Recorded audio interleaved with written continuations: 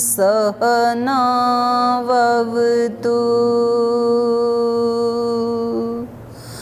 सहनौ भुनक्तु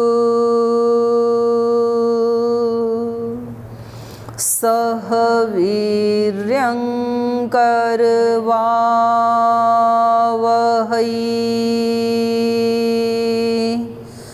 तेजस्विनावधीतमस्तु मा विद्विषावहै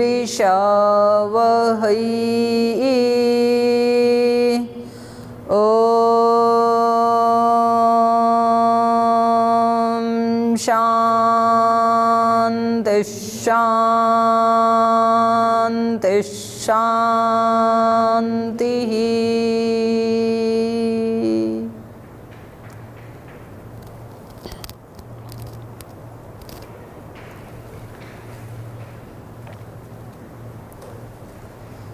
इस मंत्र में हमने भगवान से प्रार्थना की, जो मंत्र हमने अभी बोला इसमें हमने ये प्रार्थना की है, सहनावतु,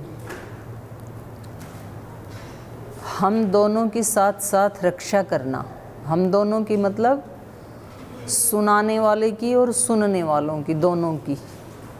तो सहनावतु सहनौ भुनक्तु, हम दोनों का, सुनने वालों का और सुनाने वालों का साथ साथ पालन पोषण करना।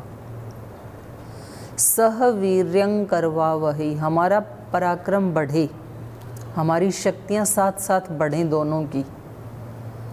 सह वीर्यं करवावहै तेजस्विनावधीतमस्तु, जो हम चर्चा कर रहे हैं वो तेजस्वी होना चाहिए, निस्तेज नहीं होना चाहिए।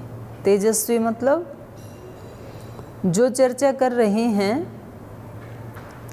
वो हमारे जीवन में उसका प्रभाव होना चाहिए।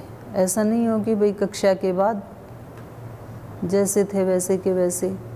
जैसे लोग जाते हैं ना गंगा स्नान करने के लिए, पाप धोने के लिए तो जाते हैं, पर स्वामी रामकृष्ण परमहंस जी कहा करते कि पाप तो उनसे भी ज़्यादा चालाक हैं।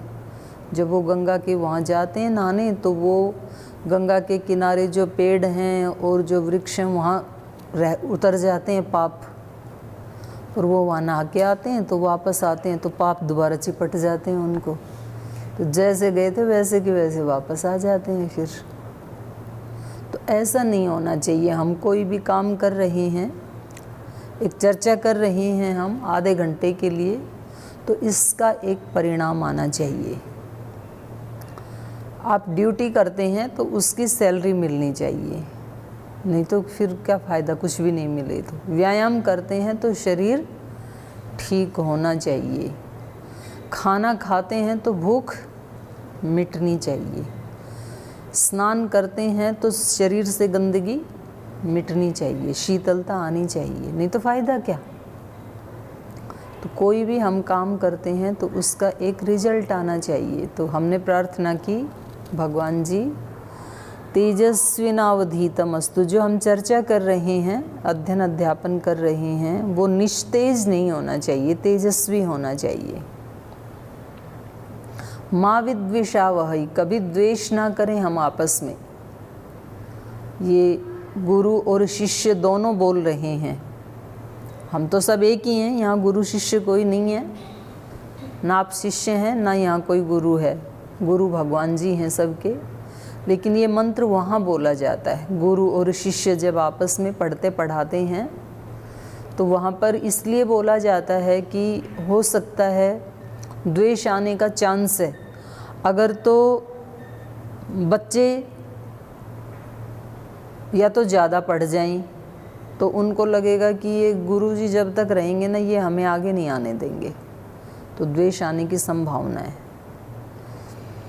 या तो गुरु में द्वेष आने की संभावना है जब वो बहुत प्रयत्न कर रहे होंगे और बच्चे सुनते ही नहीं हैं, तो उनको लगेगा कि मतलब ये कोई रिस्पॉन्स ही नहीं दे रहे हैं, तो द्वेष आने की संभावना है। इसलिए पहले ही भगवान से प्रार्थना की, माँ विद्विषावहै, एक दूसरे से द्वेष ना करें, हम एक दूसरे के प्रति प्रीति की भावना रखें। जैसे माँ की और बच्चे की स्थिति होती है, ऐसा भाव होना चाहिए। बच्चे को पूर्ण विश्वास होता है माँ के ऊपर कि मेरा अहित नहीं कर सकती है, इसलिए माँ पिटाई भी करती है ना तो बच्चा रो के माँ की गोद में ही आता है, क्योंकि अंदर से कहीं ना कहीं उसको विश्वास है कि मेरा हित करने वाली यही है। तो ऐसा विश्वास हो। और माँ भी कितनी भी उसकी पिटाई करे, लेकिन अगर उसको थोड़ी सी खरोंच भी आ जाए तो वो अपनी जान भी दे देगी फिर। तो ऐसा प्रीति का भाव होना चाहिए आपस में। इसलिए कहा माँ विद्विषावहै, कभी भी हम द्वेष ना करें। और केवल पढ़ते पढ़ाते समय ही नहीं, पढ़ने के बाद भी जीवन में कभी भी किसी से भी कुछ भी सीखा है हमने, छोटा सा भी। आप तो देखते हैं कि जब हम कहीं रोड पे जाते हैं और हम पूछते हैं किसी से कि रुद्रप्रयाग किधर है, और वो कहे जी इधर है, तो हम उसको क्या बोलते हैं? क्या बोलते हैं? धन्यवाद बोलते हैं उसको कि भाई आपका बड़ा धन्यवाद, आपने रास्ता बता दिया, नहीं तो हम उधर भी तो जा सकते थे। तो उसने तो छोटी सी ही बात बताई है, तो भी हम उसका धन्यवाद करते हैं। तो जीवन में जब कोई हमें कोई बात बताता है तो उसमें हमारा कृतज्ञता का भाव होना चाहिए। ये उसके लिए नहीं, इससे उसका कोई लाभ हो जाएगा ऐसा नहीं है, इससे हमारा लाभ होगा। हमारा क्या लाभ होगा? हमारे अंदर एक अच्छा संस्कार बन गया, विनम्रता का संस्कार बन गया, कृतज्ञता का संस्कार बन गया। क्योंकि हमें सारा का सारा हम जो कुछ भी कर रहे हैं वो किसके लिए कर रहे हैं? अपने लिए कर रहे हैं हम। इसमें दूसरे के ऊपर कोई एहसान नहीं है। तो जब हम किसी से सुनते हैं या किसी को सुनाते हैं, माने वक्ता और श्रोता, तो उसके बारे में भी हमें अच्छे से अच्छा श्रोता कैसे बनना चाहिए, माने श्रोता में क्या क्या गुण होने चाहिए, ये हमें विचार करना चाहिए। और एक वक्ता में क्या क्या गुण होने चाहिए, ये भी हमें विचार करना चाहिए। तो यहाँ तो हम सब श्रोता हैं, मुझ सहित। तो श्रोता में क्या क्या गुण होने चाहिए? हमने कई बार ऐसे सुना है कथाओं में, जैसे रामायण में भी सुना, इस कथा को सुनने से व्यक्ति, मनुष्य सब पापों से मुक्त हो जाता है। ऐसे रामायण के बारे में सुना, ऐसे गीता में भी सुना, ऐसे अन्य कथाओं में, भागवत आदि में भी आपने सुना होगा कि इससे सुनने। तो हमें कई बार ये लगता है कि भाई सुनने से पाप कैसे नष्ट हो सकते हैं। मुझे भी ऐसे ही लगता था, लेकिन आज मेरे को ऐसे लगा कि नहीं, इतिहास में तो बहुत सारे ऐसे प्रसंग हैं जहाँ सुनने से ही पाप नष्ट हो गए। परीक्षित ने एक कथा सुनी, प्रवचन सुना, और सुनाने वाले कौन थे? शुक्राचार्य थे। तो 7 दिन उन्होंने एक बार कथा सुनने के लिए बैठे तो फिर ना अन्न खाया, ना जल पिया, ना उठे 7 दिन तक। आचार्य ने कहा कि थोड़ा तो उठ जाओ, कुछ जल पान कुछ तो कर लो। बोले जल के बिना, अन्न के बिना तो जी सकता हूँ, लेकिन यदि कथा बीच में टूट गई तो जी नहीं पाऊंगा। फिर 7 ही दिन है मेरे पास केवल, तो एक दिन भी मैं तोड़ना नहीं चाहता हूँ। ये श्रोता सुनते सुनते ही, अभी उसने सुनने के बाद कोई कर्म नहीं किया था, लेकिन सुनते सुनते ही उसकी समाधि लग गई। 7 दिन में तो वो मृत्यु के पार चला गया। अर्जुन, जो हम गीता को आधार बना करके चर्चा कर रहे हैं, भगवान कृष्ण सुना रहे हैं अर्जुन को, और जो 18वां अध्याय है वहाँ तक केवल सुनने सुनाने का काम हो रहा है। अभी युद्ध की कोई चर्चा नहीं है यहाँ पे। उसने कैसे युद्ध किया, किसको मारा, कैसे किया, केवल सुनने सुनाने की बात है ये। और सुनते सुनते अर्जुन 18वें अध्याय में जाकर के बोल रहा है, नष्टो मोह स्मृतिर्लब्धा त्वत्प्रसादान् मयाच्युत स्थितोस्मि गत संदेह करिष्ये वचनम तव। मतलब ये ज्ञान उसको सुनते सुनते हो गया।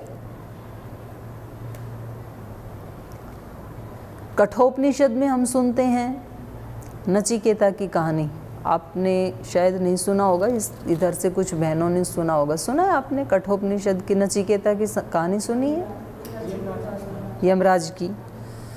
तो उसमें क्या होता है कि उनका पिता है वाजस्रवा, नचिकेता का पिता, तो वो ऐसा एक यज्ञ करते हैं जिसमें सब कुछ दान किया जाता है, और जो सब कुछ दान कर देता है उस समय उस व्यक्ति की बहुत प्रतिष्ठा थी। आज भी है ही, जो सर्वस्व त्याग देता है तो उसका तो सम्मान होता ही है। तो उसने एक ऐसा यज्ञ किया। तो कई बार व्यक्ति क्या है कि मान सम्मान के लिए भी ऐसे काम कर लेता है। तो उसके पास गायें थी, तो उसने सारी गायें दान में देना शुरू किया विद्वानों को बुला करके। लेकिन वो गायें ऐसी थी कि जो अभी चल भी नहीं सकती हैं, दूध भी नहीं देती हैं, और जो बिल्कुल बूढ़ी हो चुकी हैं, जीर्ण शीर्ण हैं। तो उनका छोटा बच्चा था, नचिकेता बेटा था उनका। तो उन्होंने कहा, पिताजी ये गाय देने से क्या क्या पुण्य मिलेगा, वे जो किसी काम की नहीं है। तो पिता के अहंकार को ठेस लगी, तो ये इतना छोटा सा नादान सा बच्चा हमारे को शिक्षा दे रहा है। तो उन्होंने उनको झिड़क दिया कि आप अपना काम करो। बच्चे ने फिर आके पूछा कि पिताजी जब दे ही रहे हो सब कुछ, तो कुछ अच्छा दान तो दो, ये हम सबकी प्रकृति होती है। और यहाँ तो गुरुकुल वाली बहनें, कुछ गृहस्थी बहनें हैं एक दो, जैसे गृहस्थ में किसी को दान देते हैं ना माता जी, कपड़े देते हैं ना, तो वो दुकानदार भी पूछ लेते हैं कि आपको कौन सी वाली साड़ी चाहिए, पहनने वाली चाहिए कि लेने देने वाली चाहिए। तो वो दोनों अलग होती हैं। अगर बोला लेने देने वाली तो वो सस्ती सी दिखाएंगे, और अगर खुद के लिए चाहिए तो बढ़िया वाली दिखाएंगे। आप कोई गिफ्ट लेने जाएंगे तो दुकानदार पूछता है कि आपको अपने यूज के लिए चाहिए या किसी को गिफ्ट देनी है। तो देनी है तो टेम्परेरी सी दिखाएंगे। मतलब हमारी टेंडेंसी ही ये बन गई कि जो देना है वो तो ऐसा गंदा सा ही होना चाहिए, और अपने लिए सबसे बेस्ट होना चाहिए। किसी को दान देते हैं तो जो नोट फट गया, 100-200 रुपए का नोट फट गया, 500 रुपए का फट गया, और लगता है कि ये चलेगा नहीं, उसके ऊपर वो चिपका रखे टेप, वो हम आरती में चढ़ा देते हैं कि ये भगवान जी को दे दो। और जो बिल्कुल करारा सा होता है उसको अपने पर्स में रखते हैं कि ये मैं किसी को नहीं दूंगा। ये सबकी यही टेंडेंसी है। मन क्या चाहता है कि मतलब जो घटिया है वो दूसरे को दान दो। फल भी बांटने होंगे तो हम देख लेते हैं कि इसमें जो बढ़िया बढ़िया उनको पहले रख लेता हूँ, बाकी जो थोड़े से ज़्यादा पक गए, थोड़े गल गए, वो बच्चों को खिसका देते हैं, वो खा लेंगे, चलो। काम करने वालों को दे देते हैं, ये अच्छे वाले अपने लिए रख लेते हैं फ्रिज में। तो वाजस्रवा भी ऐसे ही कर रहा था। तो नचिकेता ने कहा, देखो ये गलत बात है पिताजी, जब आप सर्वस्व दान कर रहे हैं तो आप ऐसा दान क्यों कर रहे हैं? तो एक बार कहा, 2 बार कहा, तीसरी बार कहा, तो पिताजी को बड़ा गुस्सा आया। तो फिर उन्होंने 1-2 बार तो झिड़क दिया उसको। बाद में नचिकेता ने कहा, अच्छा जब सर्वस्व दान कर रहे हो तो मैं भी आपका पुत्र हूँ, मुझे किसको दान दोगे ये बताओ, मुझे भी दान करो फिर। पिता ने कहा, तेरे को मौत को दूंगा, मृत्यु को दूंगा तुझे। तो ऐसे कई बार बोल देते हैं ना हम कि तू जा मर, ऐसे बोल देते हैं बच्चे को, ज़्यादा तंग करे तो मर कहीं। तो उसने कहा, तुझे मृत्यु को दान देता हूँ। तो बोल ठीक है पिताजी। वो चल पड़ा और वहाँ मृत्यु के दरवाजे पे उसके घर गया तो मृत्यु देवता वहाँ थे नहीं। तो 3 दिन तक वो भूखा प्यासा वहाँ पर बैठा रहा, पड़ा रहा उसके द्वार के ऊपर। 3 दिन के बाद जब यमराज आता है तो वो उसका बड़ा सम्मान करता है और उसको वर मांगने के लिए कहता है। अब ये केवल कोई कहानी नहीं है, और मृत्यु यमराज का कोई ऐसा कोई स्थान नहीं है कि वहाँ वो ट्रेन से या प्लेन से या गाड़ी से या पैदल कहीं चला गया होगा, ऐसा नहीं है। ये एक आलंकारिक वर्णन है। माने श्रोता हो तो कैसा होना चाहिए, यमाचार्य जैसा।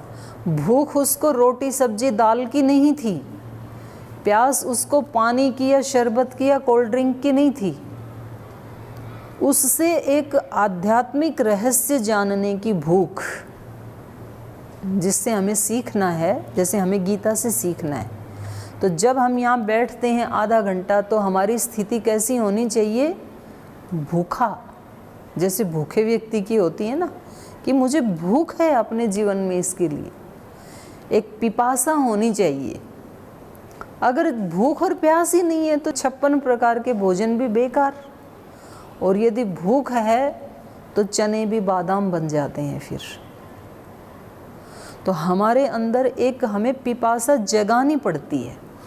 मन का स्वभाव है कि वो आपको कहेगा कि ठीक है जितना आ जाएगा आ जाएगा, उसकी वो अपनी टेंडेंसी को तोड़ना नहीं चाहेगा मन। लेकिन हमें जान पूछ करके नचिकेता की तरह मैं ये कहना चाह रही हूँ कि श्रोता में क्या क्या गुण होने चाहिए। श्रोता होना चाहिए नचिकेता जैसा। और फिर उसको जो सुनाया यमराज ने, तो पहले वो उसको प्रलोभन देते रहे, तू हाथी घोड़े कुछ भी मांग ले, धन संपत्ति मांग ले, पूरे 3 लोक का राज्य मांग ले, जितनी भी धरती के ऊपर सुंदर स्त्रियां हैं वो मांग ले, कुछ भी मांग ले। उसने कहा नहीं, जिसके लिए आया हूँ वही चाहिए, अध्यात्म विद्या चाहिए। हमारे सामने भी प्रलोभन आते हैं, तो हमें उस समय एक भूख और एक प्यास, एक पिपासा होनी चाहिए श्रोता के अंदर, तब ये सुनते सुनते ही कल्याण कर देती है। ऐसी जब हमारी स्थिति होती है कि जो सुनाया जा रहा है, मतलब वहाँ से आते समय जब हम इसको सुनने के लिए जब हमने अपने कमरे से पहला कदम बढ़ाया, उसी समय हमारे मन की स्थिति चेंज हो गई कि अब मैं बिल्कुल एक अलग आत्मा हूँ। इस समय मैं एक सर्वश्रेष्ठ श्रोता हूँ।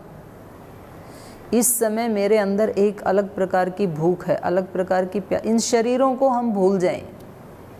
शरीर आपके हमारे ये सब अस्थाई हैं, लेकिन हम सब स्थायी हैं।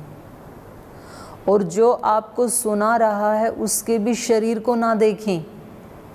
शरीर ये भी श्रोता ही है और शरीर ये भी श्रोता ही है, लेकिन जो सुना रहा है तो आपकी भावना ये होनी चाहिए कि साक्षात भगवान मुझे सुनाने आए हैं, स्वयं भगवान कृष्ण मुझे सुना रहे हैं। तो हमें जो भी यहाँ पढ़ने को मिले या सुनने को मिले, तो ऐसी अगर हमारी स्थिति हो जाती है तो निश्चित रूप से फिर परिवर्तन आ जाता है, सुनते सुनते ही आ जाता है।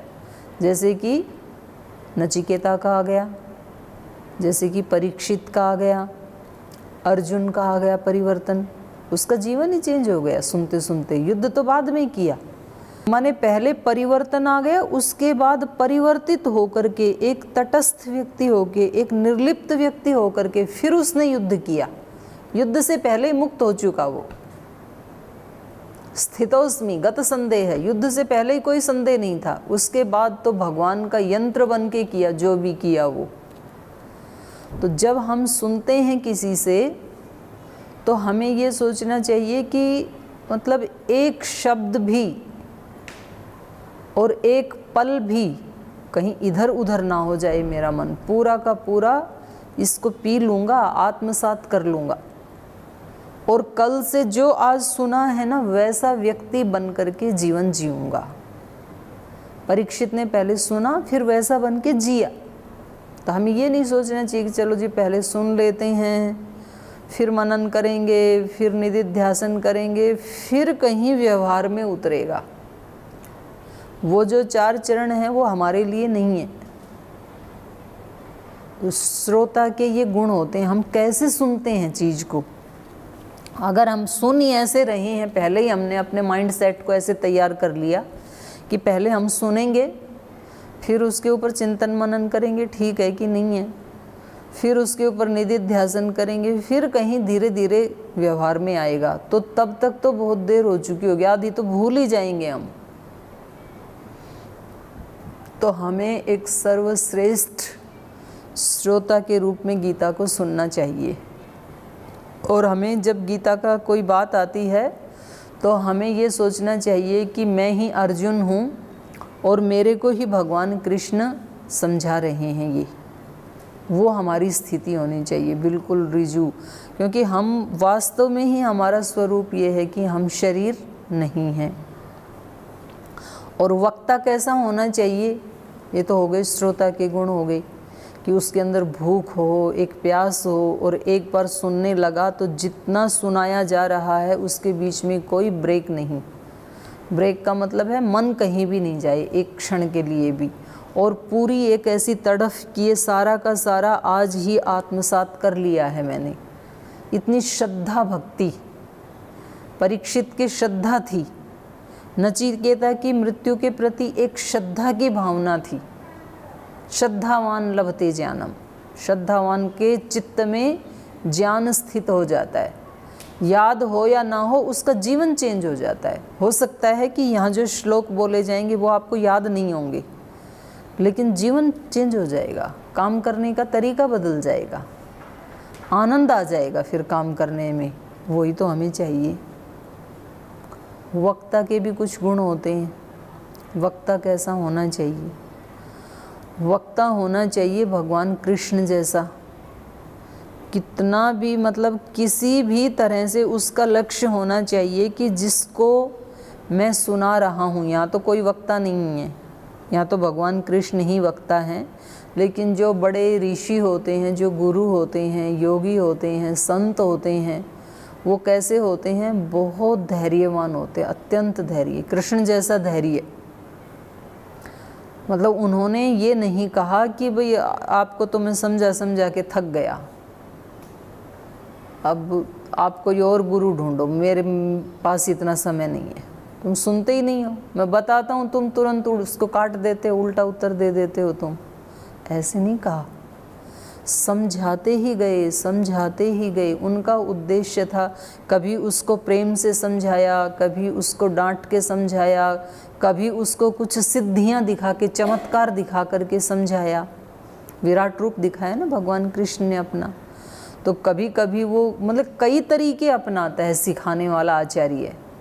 कभी वो अपने व्यक्तित्व से ऐसे दिखाता है कि उसको विश्वास हो जाए, कभी वो उसको डरा करके बताता है कि अगर तुम ऐसा नहीं करोगे तो तुम्हारी बहुत अपकीर्ति होगी संसार में, ये तुम्हारा धर्म नहीं है ऐसे बुज़दिल की तरह से कायरता की बातें करना। कभी उसको प्रेरणा देते हैं गुरु की तरह से, युद्ध के लिए उठ खड़ा हो। तो ये वक्ता के भी ये गुण हैं कि उसमें अत्यंत धैर्य होना चाहिए, और वो उसमें दो गुण और होने चाहिए, एक विद्वान होना चाहिए और दूसरा विनम्र होना चाहिए। ये दो गुण मिलना बड़ा कठिन है। विनम्र होगा तो विद्वत्ता नहीं होगी, और विद्वत्ता होगी तो विनम्र नहीं होते हैं। प्राय विद्वत्ता आते ही व्यक्ति के अंदर क्या आ जाता है? घमंड आ जाता है, अहंकार आ जाता है।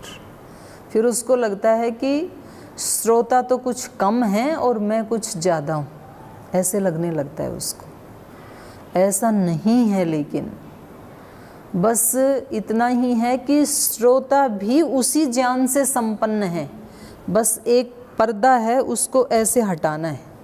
उसके नीचे श्रोता में भी उतना ही ज्ञान है जितना वक्ता के अंदर है, और ये हटाने की ड्यूटी भगवान ने दी है, और भगवान ही उससे बुलवा रहे हैं। अब आप सोचें, मतलब यहाँ तो कोई प्लान ही नहीं थी हमारे ऐसे चर्चा करने की, ना मेरा आने का प्लान था। आ भी गई तो ऐसी चर्चा करने का कोई प्लान नहीं था। फिर आने के बाद भी कम से कम 8-10 दिन कभी दिमाग में ही नहीं आया। तो एकदम से ऐसे आना, एकदम से आप लोगों का तैयार होना, तो हमें निश्चित रूप से ये विश्वास करना चाहिए कि ये ज़रूर भगवान की कोई योजना है, और वो मेरे लिए कुछ अच्छा करना चाहते हैं। ऐसा हम सबको सोचना चाहिए। तो जहाँ यहाँ भी गीता में भी कहा कि जहाँ योगेश्वर कृष्ण जैसा बताने वाला हो और अर्जुन जैसा सीखने वाला हो, तो वहाँ पर तो श्री और विजय दोनों उपस्थित रहती हैं। ऐसे ही नचिकेता और यमाचार्य के संवाद में आया। नचिकेता ने कहा कि ये सारी चीज़ें तो मुझे मिल जाएंगी और मिल भी जाएंगी तो नष्ट हो जाएंगी। जितने भी भोग ऐश्वर्य आप बता रहे हो, हाथी घोड़े धन दौलत, तो मिल भी गई तो नष्ट हो जाएंगी, तो ऐसी चीज़ का लेके क्या करूं जो आ जाए और कल चली जाए। मुझे कोई ऐसी परमानेंट चीज़ दो जो कभी भी ना जाए, शरीर का अंत होने पर भी जो ना जाए, ऐसी कोई संपत्ति दो मेरे को। और वो तो अध्यात्म विद्या ही है, क्योंकि आपके जैसा तो कोई बताने वाला नहीं मिलेगा और मेरे जैसा कोई श्रोता नहीं मिलेगा। वहाँ भी यही बात कही, क्योंकि इन दोनों का कॉम्बिनेशन होना महा दुर्लभ है। कई बार सुनाने वाले होते हैं तो सुनने वाले नहीं होते, कभी सुनने वाले बहुत अच्छे हैं तो सुनाने वाले नहीं होते। उनका उद्देश्य होता है कि कुछ इनसे दक्षिणा ले लें अच्छी बात कह करके, कुछ इनको बहका दें ताकि ये कहीं और किसी के शिष्य ना बने, या कथा में कुछ ऐसा कोई नया कुछ ऐड किया जाए कार्यक्रम की जिसमें नाच गान डांस आदि हो तो सब रिलैक्स हो करके जाएं, तो उनकी भी वो भावना नहीं होती है। तो ये दोनों का कॉम्बिनेशन होना, पर ऐसा मान लो हमें कोई वक्ता ना मिले तो कोई बात नहीं, श्रोता यदि हम ऐसे हैं तो फिर ये ग्रंथ ही हमारे लिए वक्ता का काम कर देते हैं। इनमें जो कहा है ना वो हमें समझ में आने लगता है। फिर अगर हमारे अंदर भूख और प्यास है, तो नचिकेता जैसी भूख और प्यास है तो कहीं से छोटी सी एक चिंगारी मिल जाती है ना, वो बढ़ा तो हम अपने आप लेते हैं फिर उसको। जैसे वो माचिस में एक जैसी दिया सलाई तो होती है सारी, लेकिन उनमें से कोई एक दिया सलाई तो पूरे गांव को फूंक देती है, और कोई एक दिया सलाई किसी दीपक को जला देती है। तो दोनों हैं तो एक ही जैसी, लेकिन काम दोनों के क्या हैं, एक ने तो विध्वंस कर दिया और एक ने अंधकार को मिटा दिया, प्रकाश कर दिया। तो ऐसे हम सभी कर्म करते हैं, सभी मनुष्य कर्म करते हैं, लेकिन एक व्यक्ति के कर्म तो ऐसे होते हैं कि वो खुद भी धन्य हो जाता है और करोड़ों लोगों को धन्य कर देता है अपने कर्म से। और एक व्यक्ति के कर्म ऐसे होते हैं कि खुद भी डूबता है और कितने लोगों के विश्वास को तोड़ देता है। फिर वो माने अच्छाई की तरफ व्यक्ति का विश्वास ही नहीं जाता है। तो हमें अपने कर्मों को ऐसा बनाना है कि मतलब हम एक एग्जाम्पल बने कि भाई झाड़ू लगाने वाला हो तो उसका जैसा, हमारे जाने के बाद भी लोग हमें याद करें। तो हम जैसे देखते हैं ना महाभारत आदि में, तो कभी कभी जो धृतराष्ट्र है वो तो राजा के पद पे बैठा है, और संजय जो है वो तो एक सामान्य से उनके मंत्री के रूप में बैठा है। और ये जो उपदेश हम सुन रहे हैं, अर्जुन तो रथी है और कृष्ण तो सारथी है, एक ड्राइवर का काम कर रहा है वो तो।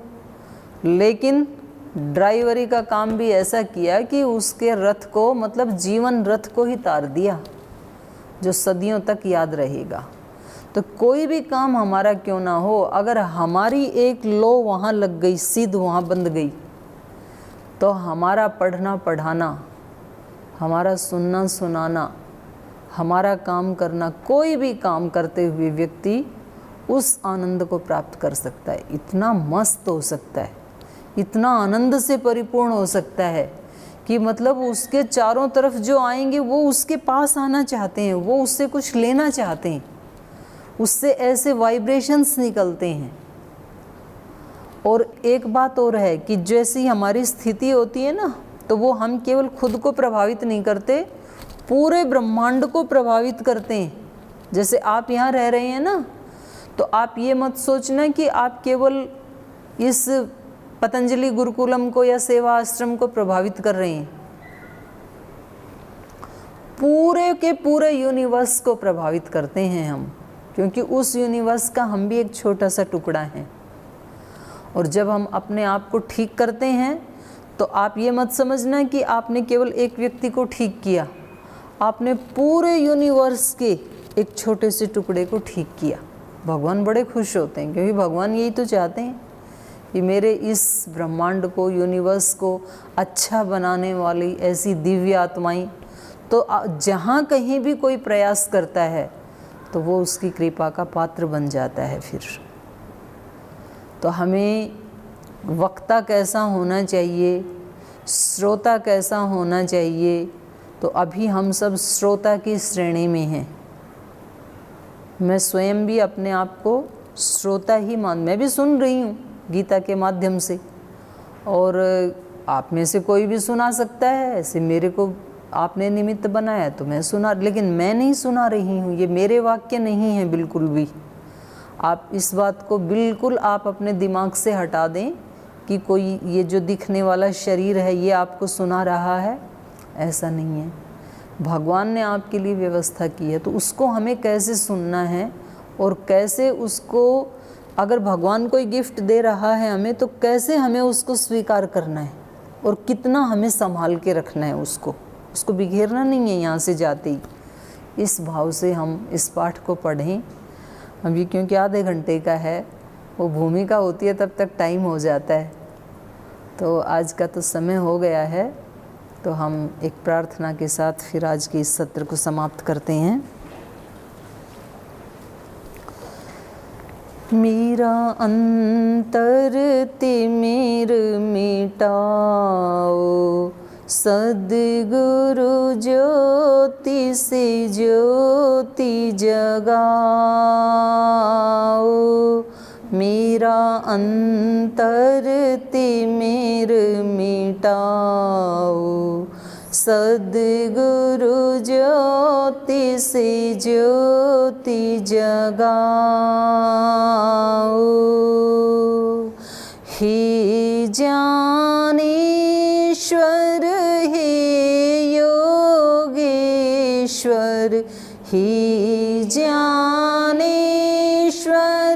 हे योगेश्वर, हे हृदयेश्वर, हे परमेश्वर, हे हृदयेश्वर, हे परमेश्वर। अंतरनाद गुंजाओ, सद्गुरु ज्योति से ज्योति जगाओ। मेरा अंतर तिमिर मिटाओ, सद्गुरु ज्योति से ज्योति जगाओ।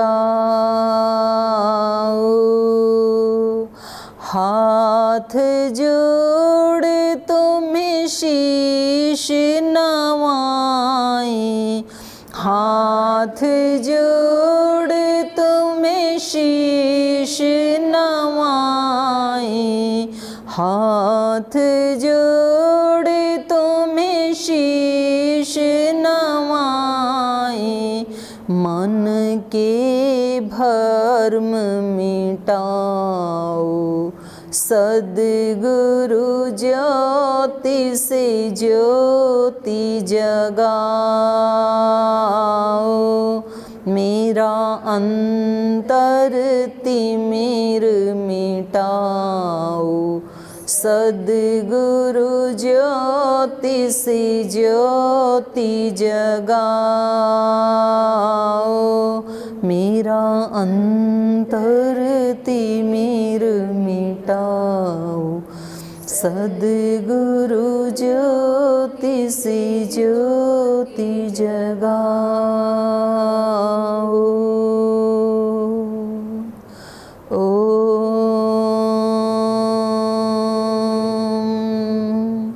श्री गुरुभ्यो नमः।